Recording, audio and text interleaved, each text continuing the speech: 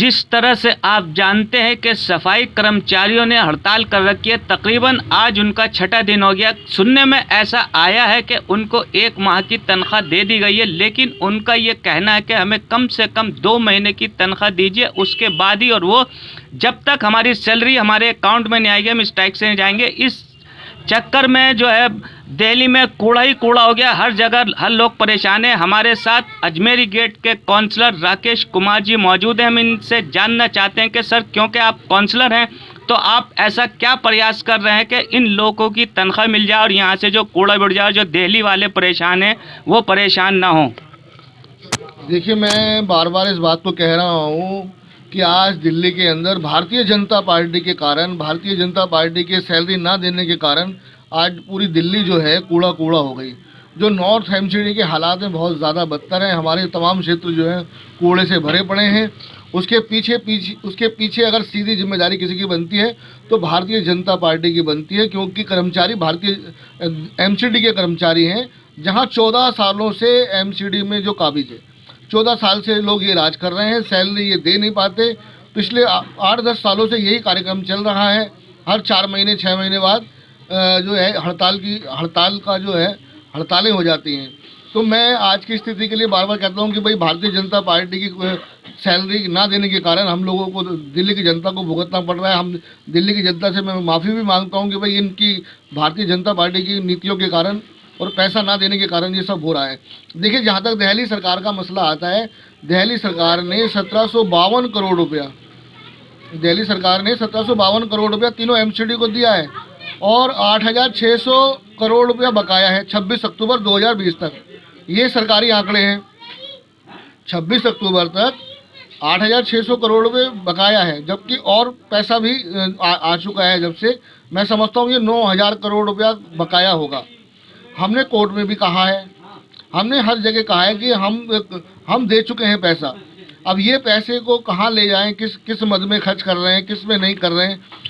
Corruption इतना ज़्यादा है वहाँ पे जिसको बयान नहीं किया जा सकता, जिनसे लेना है। राकेश जी, इनका ये कहना है खासकर सफाई कर्मियों का कि हम जो है एम्प्लॉइज एमसीडी के हैं, ना कि हम बीजेपी है, आम पार्टी सरकार के।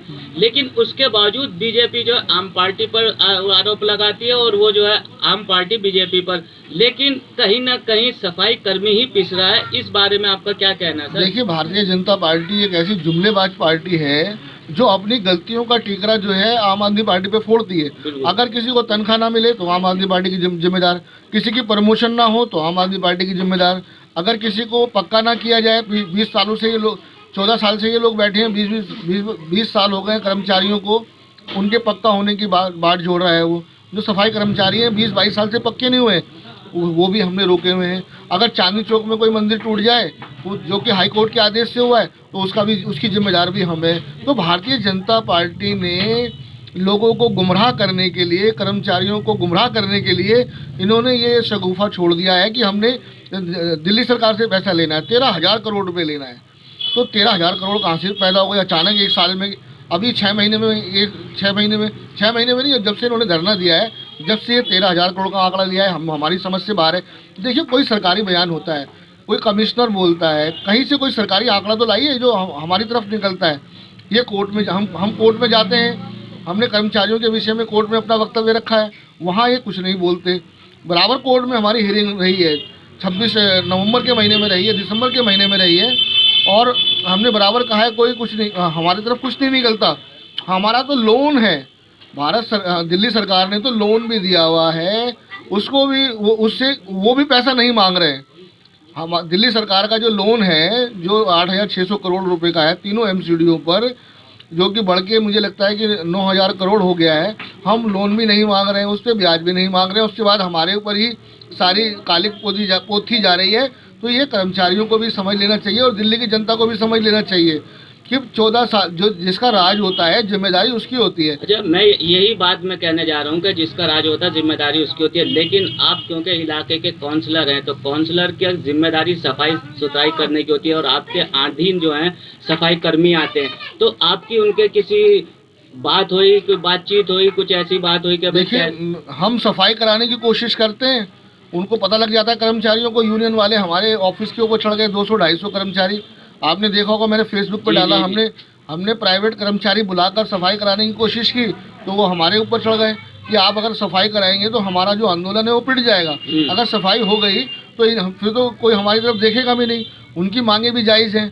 तो हम तो दोनों तरफा पिस रहे हैं, कर्मचारियों को भी हमें देखना पड़ रहा है, हम उनके साथ भी खड़ा होना पड़ता है और क्षेत्र के जनता के साथ भी हमें खड़ा होना पड़ रहा है।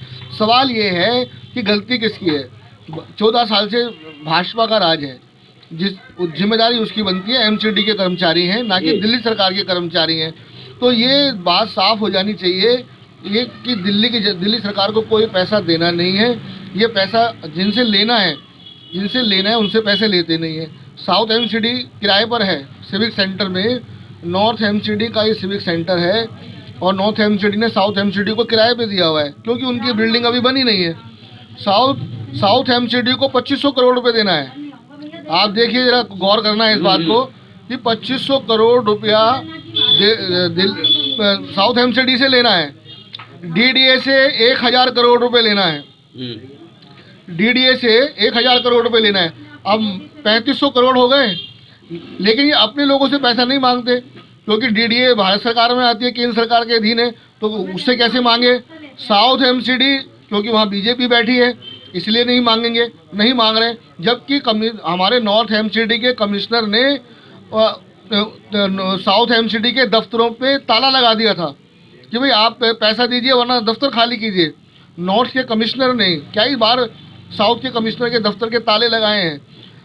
कमिश्नर बार 2500 करोड़ रुपया बकाया दिखा रहा है, लेकिन जो बीजेपी है, जो सत्ता में बैठे हुए लोग हैं, जो मेयर हैं, वो जो नॉर्थ वाले हैं वो साउथ से लेना नहीं चाहते।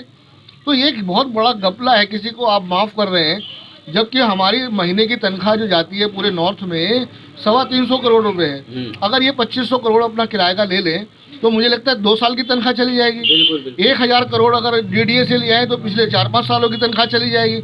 जिनसे निकलता है उनसे मांगेंगे नहीं, और जिनसे नहीं निकलता नहीं निकलता उनसे मांग रहे हैं कि जी वो अगर हम घाटे में हैं तो हम भ्रष्टाचार के लिए पैसा नहीं दे सकते। राकेश जी, आज ये मेयर साहब से आपने मुलाकात की इस बारे में कि भाई क्या मसला, आप पैसे क्यों नहीं दे रहे? देखिए, मेयर साहब से मुलाकात की है, स्टैंडिंग कमेटी के चेयरमैन से की है, सड़कों पे धरने प्रदर्शन कर रहे हैं। विपक्ष, हमारे जो दिल्ली सरकार के लोग बार बार बोल रहे हैं। केजरीवाल जी ने भी अपना वक्तव्य रखा है। केजरीवाल जी ने कहा है कि मोदी जी को भी पत्र लिखा है, उनके मंत्रियों को पत्र लिखा है कि 2000 करोड़ का पैकेज उनको देना चाहिए, क्योंकि एमसीडी मोदी जी हर स्टेट की कॉर्पोरेशन को पैसा दे रहे हैं। हमारी राजस्थान की कॉर्पोरेशन को, मैं पूरी बात खत्म करता हूँ सर, 1 मिनट में ये जानना चाह रहा हूँ, जिस तरह से अभी कोरोना की महामारी बीमारी चल रही है जिससे पूरा देश जूझ रहा है, देश ही नहीं पूरी दुनिया जूझ रही है, और अब एक नई बीमारी भी सामने आ गई, क्या इससे कोरोना नहीं होगा? क्या इस सफाई से जो है? बिल्कुल है। अभी हम कोरोना के संकट से बाहर नहीं निकले हैं, बर्ड फ्लू आ गया हमारे यहाँ, और बर्ड फ्लू के बाद अब ये जो गंदगी फैल रही है जिसके अंदर मांस मच्छी जो सड़ेगा, जब मांस मच्छियाँ सड़ेंगी तो वो बीमारियाँ तो पैदा करेंगी। तो एक और संकट, तीसरा संकट ये पैदा हो गया है, कोरोना, बर्ड फ्लू, और अब जो तीसरी महामारी कौन सा रूप लेगी, उसका क्या नाम होगा, उसको तो मैं बता नहीं सकता, लेकिन बहुत खतरा है। साफ सफाई नहीं होगी तो आसपास के एरिया में हालात ख़राब हो जाएंगे, महामारी फैल सकती है, कोई बीमारी फैलने का डर है। तो मैं यही आज आपके चैनल के माध्यम से भी मांग कर रहा हूँ कि मेयर साहब जल्द से जल्द इनकी तनख्वाह दे दें, सफाई कर्मचारियों की, और इस हड़ताल को ख़त्म कराएं। और अगर नहीं पैसा है तो आप भारत सरकार से ले आएँ। भारत सरकार जो हर स्टेट की कॉरपोरेशन को पैसा देती है, दे रही है। और मैं आपको बता दूं, एक सरकारी कानून है कि स्टेट की जो कॉरपोरेशन है, जो आबादी होती है स्टेट की, उसको आप मल्टीप्लाई कर लीजिए 488। अगर हमारी 2 करोड़ की आबादी है, 488 को अगर गुणा करेंगे तो कितना पैसा हो गया? तो ये पैसा काफ़ी सालों से रुका हुआ, दिया ही नहीं जा रहा है। तो मोदी जी, जबकि इनकी सरकार 2 जगह है, एमसीडी में ये लोग बैठे हैं, भारत सरकार बैठी हुई है। अगर कोई संकट में कोई संस्था आ जाती है, अगर कहीं कोई बाढ़ की स्थिति आ जाए, कहीं और कोई संकट आ जाता है, तो प्रधानमंत्री बैठे हैं, पैसा देना चाहिए, देते रहते हैं। वो स्वच्छ भारत अभियान के नाम पे डायरेक्ट पैसा दे सकते हैं। वो कहते हैं जी पैसा तो दिल्ली सरकार देगी। मैं कह रहा हूँ कि आप हमें पैसा, हमें केंद्र सरकार डायरेक्ट पैसा दे रही जी। मैं वही आ रहा था कि ये जो स्वच्छ भारत का जो मिशन चला हुआ प्रधानमंत्री जी का, तो ये स्वच्छ भारत की ये जो सफाई है कैसे होगी? देखिए, दिल्ली की जनता जो है, इन्होंने कहा, हमारे मनोज तिवारी जी ने जब चुनाव आ रहे थे, एमसीडी के जब चुनाव आ रहे थे, तो उन्होंने ये कहा कि भाई हम अगर दिल्ली सरकार पैसा नहीं देगी, क्योंकि स्थिति पहले भी ऐसी थी। मैं आपकी जानकारी के लिए बता दूं, पिछले आज से 5 साल पहले, 8 साल पहले भी स्थिति यही थी, तब भी ये पैसे के लिए परेशान थे। तो मनोज तिवारी जी ने बड़े बड़े दावे किए थे, वो अध्यक्ष थे हमारे दिल्ली के बीजेपी के, तो उन्होंने कहा था कि अगर दिल्ली सरकार पैसा नहीं देगी तो हम केंद्र से डायरेक्ट ले आएंगे। तो किसने रोका है? कहाँ है मनोज तिवारी जी? इन्होंने लूट लिया। इन्होंने अपने मैनिफेस्टो में लोक लुभावन पॉलिसियाँ दिखा के कि अब कोई कमी नहीं आने दी जाएगी कॉरपोरेशन में और हम पैसे से माला माल कर देंगे। तो कहाँ है मनोज तिवारी जी? क्यों नहीं डायरेक्ट पैसा ले आते? हम तो नहीं कहते आप हमें पैसा दो, पहली बात तो पैसा देते नहीं है। देखिए, दिल्ली सरकार 2 लाख करोड़ रुपए का रेवेन्यू इकट्ठा करके देती है भारत सरकार को, 2 लाख करोड़ रुपया, जिसमें से मात्र 320 करोड़ रुपए मिल रहे हैं पिछले 18 सालों से। जो भी रेवेन्यू इकट्ठा करके देते हैं हम, 320 करोड़ रुपए भारत सरकार हमें दे रही है, और ये हमसे 13,000 करोड़ की मांग करते हैं, पता नहीं कौन से। ये जुमलों की सरकार, झूठों की सरकार है। इन्होंने जुमलेबाजी करके तो केंद्र में आ गए। इन्होंने कहा कि हर व्यक्ति के खाते में 15-15 लाख आएंगे, काला धन आएगा, पता नहीं क्या क्या इन्होंने वादे किए कि हर अच्छे दिन आएंगे। ये अच्छे दिन है दिल्ली के, आप देखिए आज दिल्ली तो त्राही कर रहे हैं, लाखों कर्मचारी खून के आंसू रो रहे हैं, उनके घर के चूल्हे नहीं जल पा रहे, उनके बच्चों की पढ़ाई नहीं हो रही है, उनका किराया नहीं जा रहा है। तो ये सारी स्थिति की जिम्मेदार अगर कोई है तो भारतीय जनता पार्टी है, क्योंकि 14 साल से वो राज कर रहे हैं, हम नहीं राज कर रहे। हमारे तो 20-22 काउंसलर हैं नॉर्थ में, उनके 220-22 उनकी पूरी दिल्ली के अंदर 272 काउंसलरों में से 220 से भी ज़्यादा काउंसलर हैं उनके, फिर भी हमारे पे ब्लेम किया जा रहा है। अरे भैया, अगर सरकार नहीं चला सकते तो छोड़ दो। हम तो बार बार ये मांग कर रहे हैं कि ये सरकार ये चलेगी नहीं, ये ऐसे ही रोते रहेंगे, ऐसे ही हड़तालें होती रहेंगी। मैं माननीय उपराज्यपाल से, दिल्ली सरकार से और केंद्र सरकार से, मैं दिल्ली की जनता के लिए चाहते हैं कि ये दिल्ली नगर निगम को भंग कर दे, इनको बर्खास्त कर देना चाहिए। जो सरकार तनख्वाह नहीं दे सकती वो विकास क्या करेगी? तो किसके भरोसे पे आप दिल्ली को चला रहे हैं? एमसीडी में क्या, जब तनख्वाह नहीं दी जा रही है पिछले 8-10 सालों से, तो इन्होंने विकास क्या करा होगा? आप ये सोचिए ना। तो अब ये वक्त आ गया है कि इसको भंग करें, और इसका कोई रास्ता जनता तय कर लेगी, किसको लाना है, किसको बिठाना है। इनको जाना है।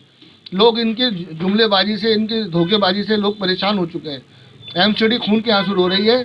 और मैं आखिर में फिर मैं यही कहता हूँ कि आज जो हालात हैं उसके लिए हमें बड़ा दुख है, बड़ा अफसोस है कि बीजेपी के कारण, बीजेपी के सैलरी ना देने के कारण ये सब हो रहा है। हम तो माफ़ी ही चाहते हैं दिल्ली की जनता से कि आज जिन हालत से गुजर रही है। देखिए, ये थे हमारे साथ राकेश कुमार जी। इन्होंने कितनी नम्रता से कहा है कि हम दिल्ली की जनता से माफ़ी मांगते हैं, क्योंकि बीजेपी के कारण, जो बीजेपी ने इनको तनख्वाह नहीं दी, सैलरी नहीं मिली, जबकि इनका हक बनता है, जो 5-5, 6-6 महीने हो जाते हैं, और उसमें मात्र जब ज़्यादा होती है तो 1 महीने की जो सिर्फ सैलरी दी जाती है। इन्होंने इनसे माफ़ी मांगी और कहा कि अगर ये लोग सैलरी नहीं दे सकते तो इसको भंग कर देना चाहिए। यही एक आखिरी रास्ता, और कम से कम इन सफाई कर्मियों को, क्योंकि बर्ड फ्लू भी आ चुका है, कोरोना भी चल रहा है, और आने वाले वक्त क्या होगा ये तो वक्त ही बताएगा, लेकिन इनको चाहिए कि कर्मचारियों की इनकी सैलरी दे देनी चाहिए। दिल्ली से एम रामेश।